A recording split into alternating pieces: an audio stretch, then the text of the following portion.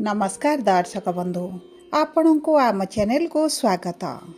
यही कार्यक्रमटी समस्त मेष राशि व्यक्तिशेषों बहुत अधिक गुरुत्वपूर्ण रही कारण यही वीडियो रे आपणकर संपूर्ण फेब्रुआरी मासटी केमिति रहिबो, ग्रह मानकर गोचर केमिति रहिबो, केउ क्षेत्र रे आपण को शुभ परिवर्तन आसीबो, केउ क्षेत्र रे अशुभ परिवर्तन आसीबो, ता सहित आपण नक्षत्र अनुसार कौन रही प्रतिकार विस्तृत भाव में आलोचना करवा।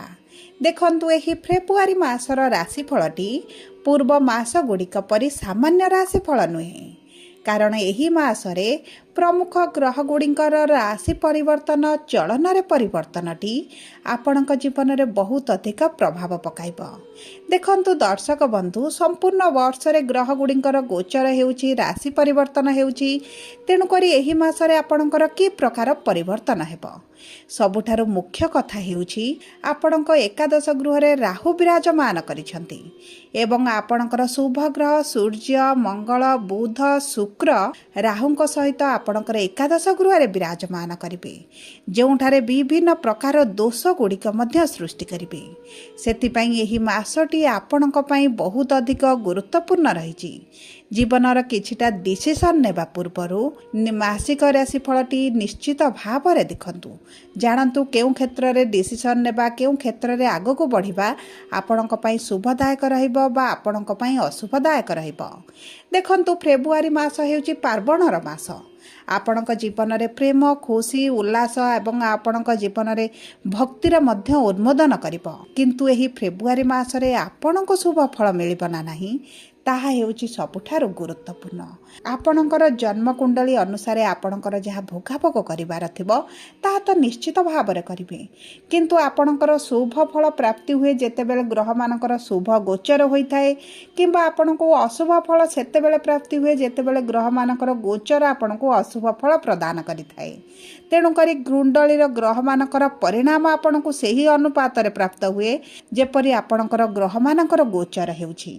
तेणुकरी विलंब न करी आसंतु कार्यक्रमटी को आगको बढ़ाइबा एवं जानिबा आपणकर शिक्षा, स्वास्थ्य, प्रेम संपर्क, वैवाहिक संपर्क, भाग्य, कर्मक्षेत्र कि प्रकार फल प्रदान करिवे एवं ग्रह मानकर गोचर विशेष भाव में शनिकर नक्षत्र परिवर्तन, गुरुंकर नक्षत्र परिवर्तन एवं राहुंकर मध्य नक्षत्र परिवर्तन हेबाटी आपणको कि प्रकार प्रभाव पकाइबो। किंतु भिडियोटी को आरंभ करने पूर्वरु जदि आपणकर भी मेष राशि होइथाए एवं आपण भी ईश्वर को आंतरिक भक्ति एवं विश्वास करती तेबे भिडियोटी को लाइक करंतु।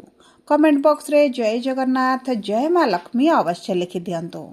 ता सहित आम सह जोगाजोग करिबा पई वीडियोर मध्य भागरे एक व्हाट्सएप नंबर टीए दिया जाइछि, जो नंबर साहाय्य आपण आम सह जोगाजोग करी निजर नूतन कुंडली प्रस्तुत करि परिबे, कुंडली विश्लेषण कराई परिबे, किंबा आपणकर चाकरी, विवाह, व्यवसाय, प्रेम संपर्क, शिक्षा, स्वास्थ्य को नहीं किछि समस्या रहिछि ताहार सहजरे एवं स्वल्प मूल्य रे समाधान करि परिबे।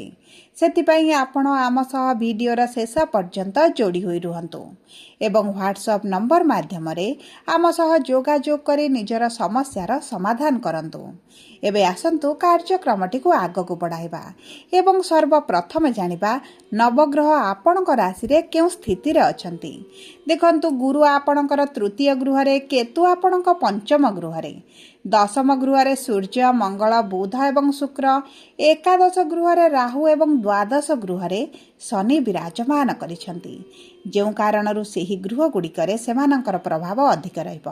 तेबे सर्वप्रथमे मने रखिथांतु जे आपणकर शनिकर 7.5 प्रथम चरण चलिछि, जार प्रभाव आपण मानक उपरे निश्चित भाव में रहिबो।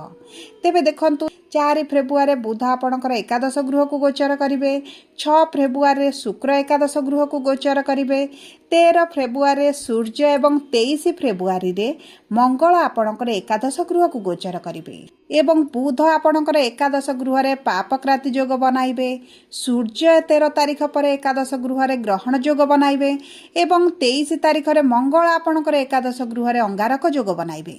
तेणुकरी यही 3टी जोग मध्य आपणक जीवन में किछिटा अशुभ प्रभाव पकाई पारे।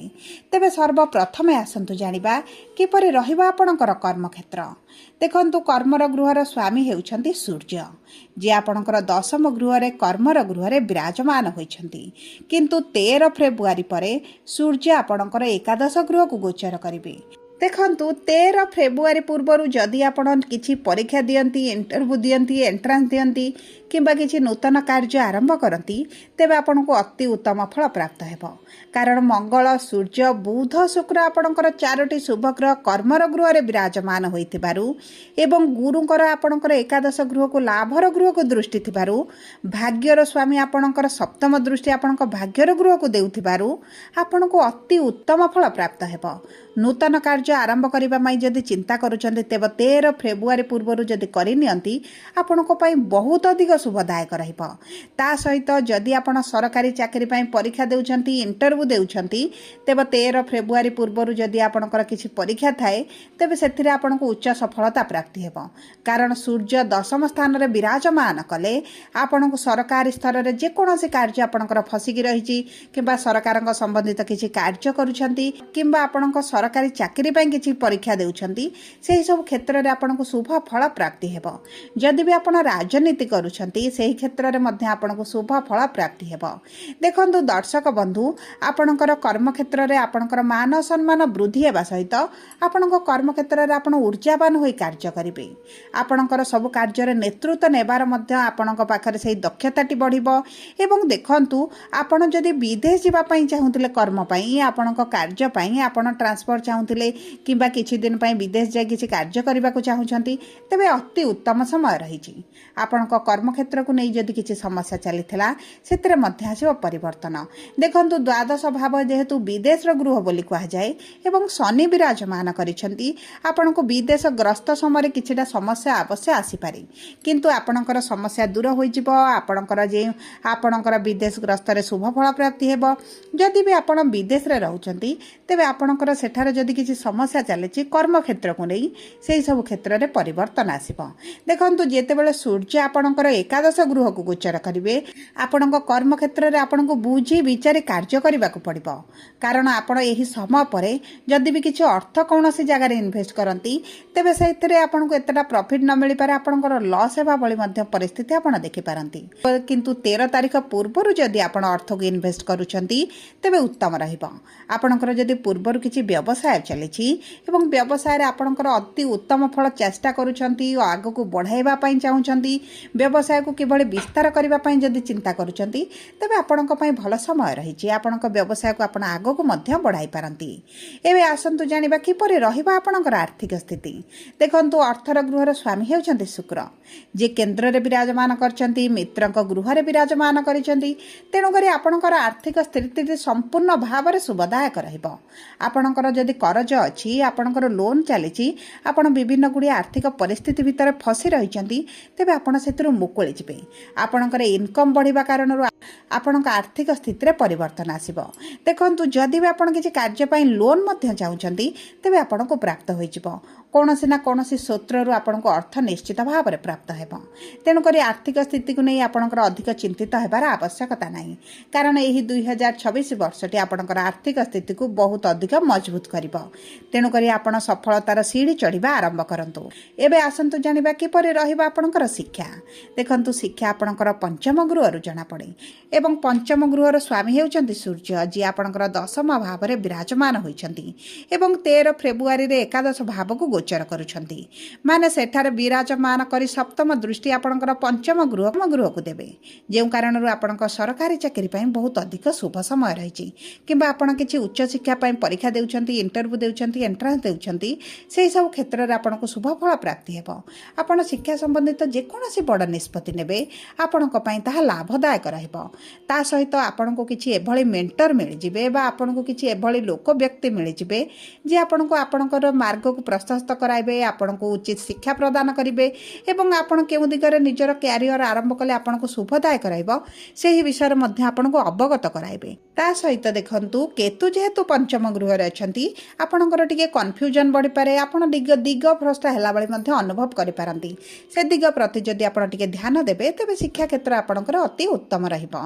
एबे आसंतु जानिबा किपरि रहिबा आपणकर प्रेम संपर्क देखंतु प्रेमर गृह हेउची पंचम गृह एवं केतु जेहेतु विराजमान करिसंती आपणक प्रेम संपर्क रे आपण टिके असंतोष रहिबे। आपणकर साथीक तरफरु जेते भल पाइबा स्नेह प्रेम प्रीति मिलिले मध्य आपण किछि ना किछि खुण काढी आपणकर संपर्क रे आपणकर असंतोष को वृद्धि करि पारंती आपण कन्फ्यूजन रे रहि पारंती किछिटा झगड़ा मनमालिन्य मतभेद मध्य सृष्टि करि पारंती किंतु 13 फेब्रुआरी रु 23 फेब्रुआरी पर्यंत एही 10 दिन को आपण को बहुत अधिक सचेतन रहइबा पड़िबो। आपणकर झगड़ा न होबा पई चेष्टा करिबा को पड़िबो कारण एही 10 दिनटी आपणक प्रेम संपर्क पई एतेटा शुभदायक रहिबो नाही सेति प्रति आपण को टिके दृष्टि देबा को पड़िबो। एबे आसंतु जानिबा किपरि रहिबा आपणकर संतानर जुग देखंतु संतानर गृह मध्य पंचम गृह को कहा जाए किंतु आपणकर पंचमर गृहर स्वामी सूर्य आपणकर भल स्थिति रे अछंती भाग्यर स्वामी गुरु मध्य भल स्थिति रे अछंती आपणकर रस्याधिपति जेहेतु भल स्थिति रे रहिबे आपणको संतान प्राप्ति रे आपणको भाग्य साथ देबो किंतु केतु जेहेतु आपणकर पंचम गृह रे अछि आपणकर टिके मेडिकल ट्रीटमेंट नबा को पड़ी पारे आपणको टिके पीड़ा कष्ट मध्य संतान पई सहिबा को पड़ी पारे एही समय मध्य संतान प्राप्ति आपणकर होई जिवो कारण आपणकर गुरुंकर स्थिति भल थिबारु संतान प्राप्ति रे एतेटा समस्या आपण देखि पारंतिनी किंतु मेडिकल ट्रीटमेंट नबा को पड़ी पारे। एबे आसंतु जानिबा किपरि रहिबा आपणकर विवाहर जोग देखंतु विवाहर गृहर स्वामी होचंती शुक्र जे मित्रंक गृह रे विराजमान करछंती ता सहित केंद्र रे मध्य अछंती तेनु करी विवाह पई त आपणकर बहुत भल समय रहिछि जदि आपणकर मन पसंदर विवाह प्रस्ताव आसु नथिला विवाह रे विलंब देखुथिले समस्या देखुथिले तबे सेही सब समस्या गुडी आपणकर दूर होई जिवो आपणकर विवाह होई पारे किंबा आपणकर भल विवाह प्रस्ताव आसी मध्य विवाह ठीक होई रही पारे। जदि आपणक वैवाहिक संपर्क को देखिबा तबे वैवाहिक संपर्क आपणकर अति उत्तम रहिबो आपणक साथीक क्यारियर रे भल ग्रोथ आसीबो जदि डेली इनकम करूछंती सेतरे मध्य आपणकर बढ़ोती आसीबो तेनु करी आपणक साथीक सहित आपणक संपर्क रे कोनोसी भी विशेष समस्या देखा जाउ नाही। एबे आसंतु जानिबा किपरि रहिबा आपणकर स्वास्थ्य देखंतु स्वास्थ्य आपणकर प्रथम गृह रे जणा पड़े देखंतु मंगल आपणकर रस्याधिपति होई दशम गृह रे केंद्र रे शुभ स्थिति रे रहिछंती गुरु सूर्य मध्य आपणकर भल स्थिति रे अछंती किंतु शनि जेहेतु तृतीय दृष्टि द्वितीय गृह को देउछंती आपणकर गला पाटी दांत खास थंडा इन्फेक्शन भली समस्याटी देखा दे पारे विशेष भाव में आपणकर चर्म समस्या मध्य देखा दे पारे कारण 4 फेब्रुआरी परे बुध आपणकर एकादश गृह को गोचर करुथिबारु राहुंक सहित रहिबे माने पापकत्री योग बनाउछंती सेतिपई आपणकर स्किन को अधिक ध्यान देबा को पड़िबो आपणकर एलर्जी इन्फेक्शन को मध्य जगिबा को पड़िबो नचेत एही समय मध्य आपणकर स्किन रिलेटेड समस्याटी बढ़ी पारे सब पर अशुभत्व को दूर करबा पई शुभाशुभ फल को वृद्धि करबा पई आपण प्रतिदिन हनुमान चालीसा पाठ करबा सहित प्रभु गणेशंकर पूजा अर्चना करंतु प्रातः समय सूर्य को जल अर्पण करंतु एवं शनिकर बीज मंत्र 108 थर पाठ करंतु आपणक पई शुभदायक रहिबो।